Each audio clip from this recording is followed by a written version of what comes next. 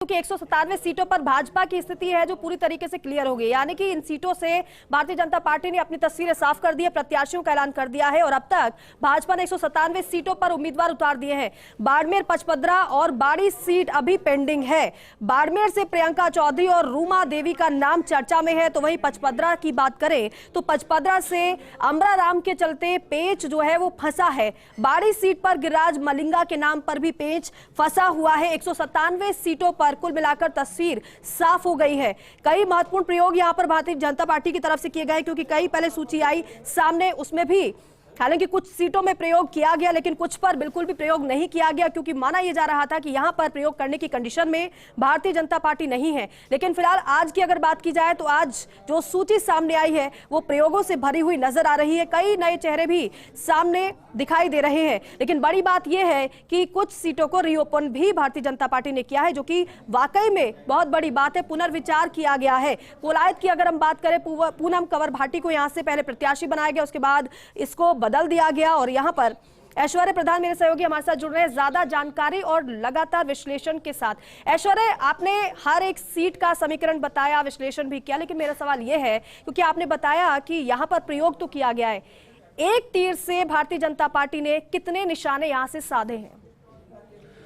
देखिए, यहां पर मैं तफसील से बहुत संक्षेप में बात करूंगा तो सारी स्थिति क्लियर हो जाएगी। सबसे इंपॉर्टेंट बात यह है कि भारतीय जनता पार्टी ने जयपुर शहर में प्रयोग किया है। जो आर होगा या पार होगा, या तो बीजेपी की पार लगा देगा या फिर बीजेपी को एक साथ नुकसान देगा। यह तय मानकर चलेगा कि यदि फायदा होगा तो बड़ा होगा, नुकसान होगा तो बड़ा होगा। पहली बात। दूसरी बात यह कि उल्टा अगर हम पढ़ते हैं तो प्रहलाद गुंजल जो है उन्हें बहुत बड़ा फायदा हुआ है।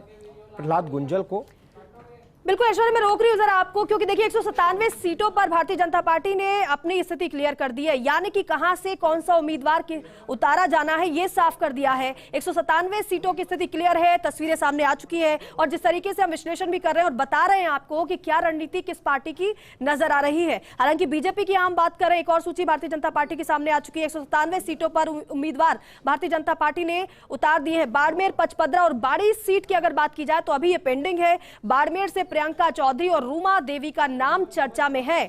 पचपदरा से अमरा राम के चलते पेच जो है वो फंसा है। बाड़ी सीट पर गिरिराज मलिंगा के नाम पर भी पेच फंसा हुआ है, लेकिन यहां पर किस कैंडिडेट को किस रणनीति के साथ भारतीय जनता पार्टी उतारती है ये देखना होगा, क्योंकि यहां लड़ाई बेहद दिलचस्प है।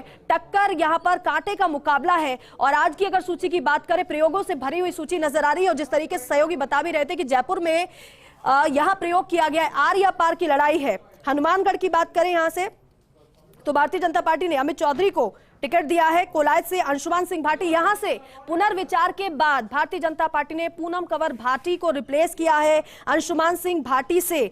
सरदार शहर की अगर बात करें तो राजकुमार रड़वा को यहां से प्रत्याशी बनाया गया है, लेकिन बड़ी बात यह है शाहपुरा चौंकाने वाला नाम उपेन यादव को यहां से प्रत्याशी बनाया है। सिविल लाइंस की बात की जाए, सिविल लाइंस से गोपाल शर्मा को प्रत्याशी दिया है।